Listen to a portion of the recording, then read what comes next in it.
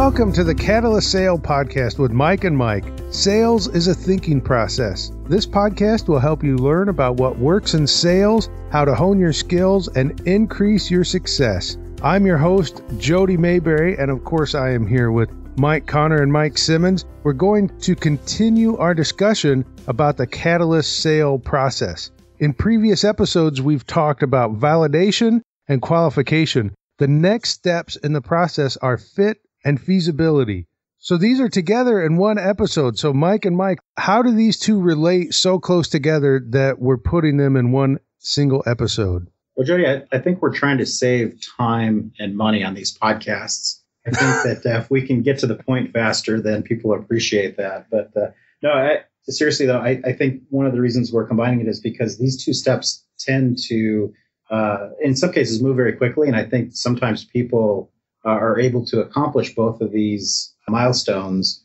when managing large opportunities. And so we thought it made sense to combine the discussion today just so that we can keep that momentum with people that are working on current opportunities.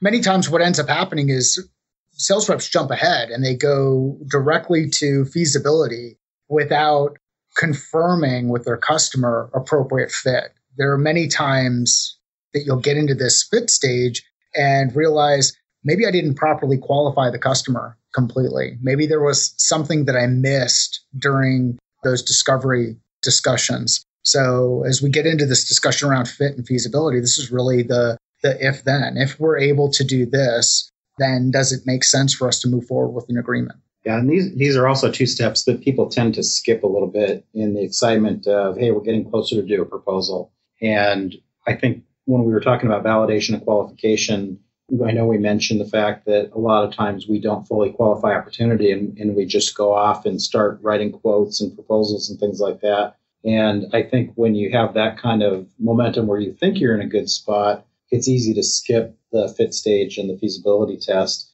and go straight to writing quotes. And really what ends up happening there is that's where you actually do these steps, but you just do it in a more difficult way. And so what we want to do is build predictability and some sort of structure around how the conversations are proceeding so you don't ever have to walk backwards in the process, but that you're always moving forward. Okay, so let's walk through the fit step. Tell me about it. So fit is really, do we have a solution for the customer based on everything that we've understood about what's important to them, the problem they're trying to solve, challenges that are happening inside their organization, audience impact, breadth of audience, technology. Do we have something today that can address those challenges? Do we have a product that fits that solution? Or in some cases, do we need to modify our existing product to meet that solution? Yeah, a lot of it has to do with credibility too, as salespeople. I can think of a number of times where I'm looking at a solution and you'll hear comments like, oh yeah, that thing that you want is actually on our roadmap in the next quarter. Or yeah, that's a piece of functionality that we're working on right now. I'm sure by the time we're ready to do an implementation, that should be ready. And unfortunately, a lot of times we don't ever want to say things that we think are going to break up our momentum. In other words, calling a timeout and saying, let me do some internal checking.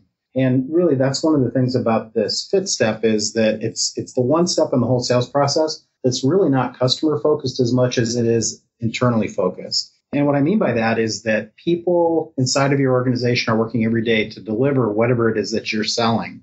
And as important as it is for you to maintain your credibility with buyers and customers, but it's also important to maintain good relationships and credibility with the people that are creating your products. And so if you get in this habit of selling beyond your capabilities, or if you commit delivery times that aren't feasible, if you do those types of things, what you end up doing is really damaging some of those relationships. And then when you need that help, it may or may not be there. And so what we prefer to do is once we have gone through these stages and we really do understand the scope of what we're going to be proposing eventually, we want to do those internal checks. We want to understand, what does the product roadmap look like? Do we have the technical resources to do the implementation? Is there feature development that has to happen? All those things, we want to get that buy-in from our internal support team so that when we go back to the client, we're confident.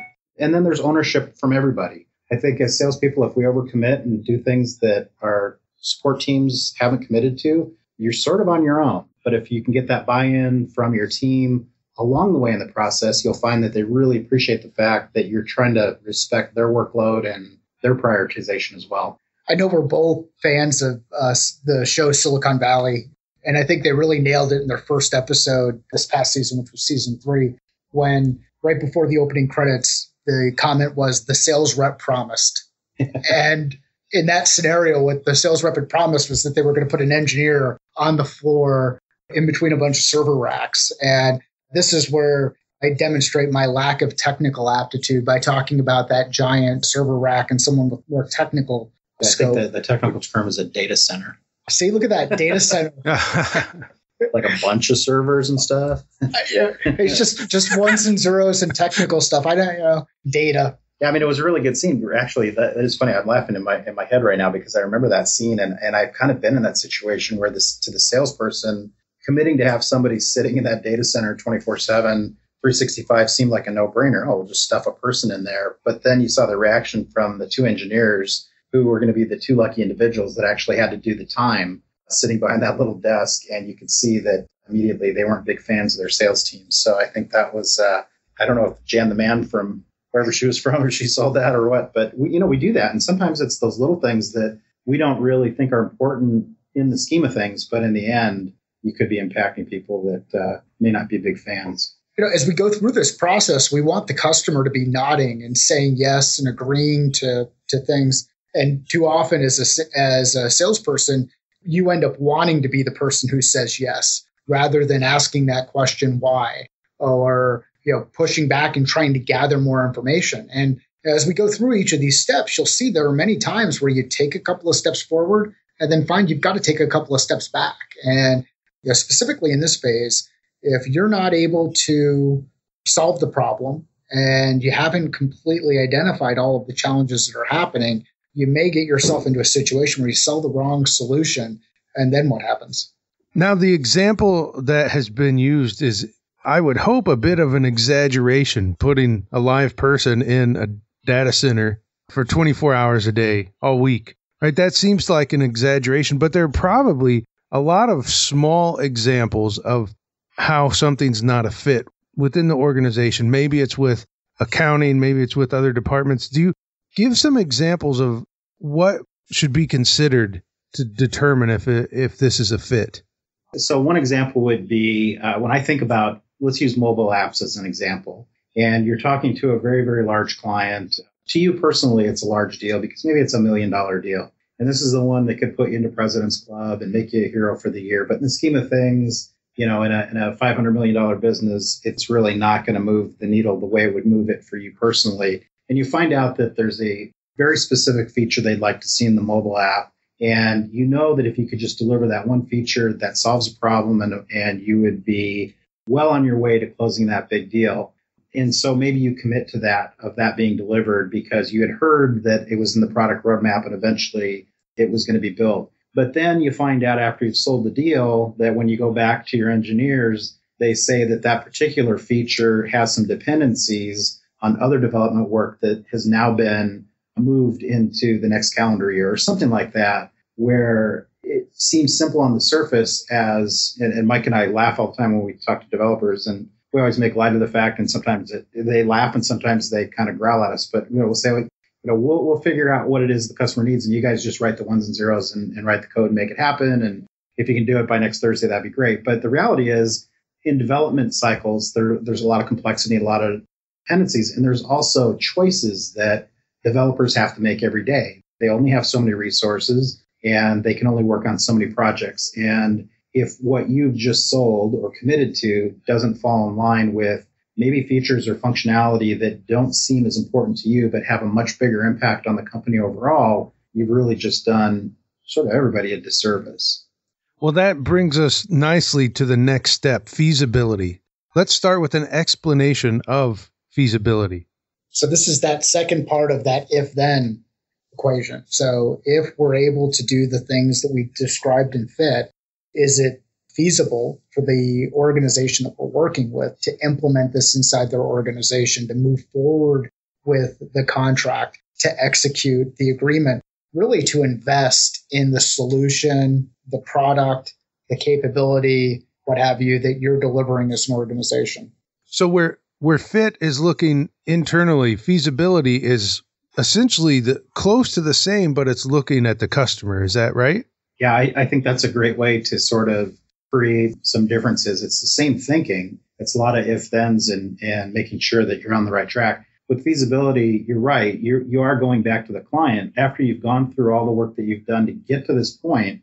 The step that we don't want to skip is feasibility. And essentially, it's just making sure that you're going back and remember when we uncovered whatever the business issue is that we were solving back in qualification. This is our chance to go back before we write a proposal, before we start creating quotes, before we really start going through a lot of work and making sure that we're on the right track. And that involves sitting down with the people or person that is going to ultimately make the decision to move forward or not, and doing that high level business case that says, are we on the right track? Are we solving the problem we set out to solve?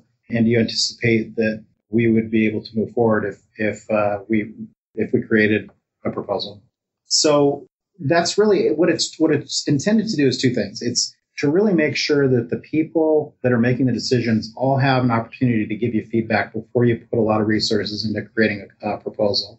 In today's buying cycles, you can have multiple people that will have a lot of influence on whether or not a proposal would be accepted. And so what you want to do is make sure that you're checking that feasibility with people from different perspectives that will have the input into whether or not this is a viable solution. So, for example, an end user might tell you, oh, it's awesome. It's going to make my life better. It's a tool that I could use every day. Great thing. I think you're on the right track. You should guys send my boss a proposal. And then you talk to the person that's actually going to make the investment, and they have a little different perspective of the world, maybe than that end user has. So it's really just about making sure you're on the same page with everybody, that you have buy-in. And ideally, what you're getting as an outcome from having this discussion is that you'll find that the client at that point is asking you what the next steps are. They'll say, yep, you're on the right track. What do we need to do to move this forward? And in some cases, that could be a very detailed proposal that meets the requirements of that buyer, or it could be very straightforward.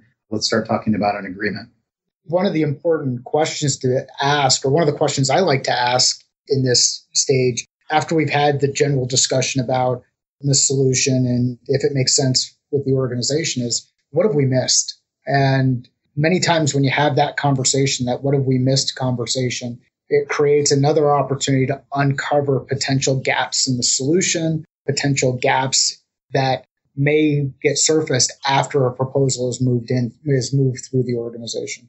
And inspired the step as well. And I know this has a serious impact when you start talking about doing a detailed response to a proposal or to say an RFP or an RFQ or some sort of document that the client wants to see, where it takes a lot of complexity to put together. So I'm thinking about large software implementations, complex enterprise solutions. It's not uncommon to have a team of people writing these proposals. And for a complex opportunity, you can burn a lot of time and resources in creating proposals that simply get rejected or returned for modifications or clarification if you don't really understand the target that you're focused on. And so from the large end of things, there really is some hard value in making sure you have these conversations, because it's a lot easier to do that than it is to keep rewriting 100-page proposals. But even on the transactional side of things, on the smaller end of the equation, we see this with from time to time with clients that we're working with, where they're very transactional sales, but they've had to provide multiple quotes. And we just worked through a case study with one of our clients where they literally had to go back and forth 5 times to get the quote right, which, it didn't take a lot of time to do the quotes, but you figure if each one took 30 minutes and they had to do all the changes inside of Salesforce and all the things that they had to do, that time could have been saved with a 5-minute conversation and getting the proposal done correctly the first time. So even on the transactional side of the equation, just making sure you hit the target. Our goal is if we send out a proposal, I know a lot of people put probabilities in their forecasting for their CRM. To us, a proposal should have about a 90% probability. There's always that chance that something is going to go askew or their company will be bought or who knows what could happen. But From the perspective of hitting the target, we think you should be at 90%. I know some systems I've seen, they forecast as low as 50%, 70%. I would hate to think that if I was taking the time to write 10 proposals, I was only going to see 4 or 5 of them come back accepted. The idea is to really do the homework up front and have that higher acceptance rate. Okay, fit and feasibility. We have an understanding now of these 2 individual steps. Mike, do you have any final words about fit and feasibility? Do your homework up front. Don't rush through the process, and you will be much more efficient in the work that you do.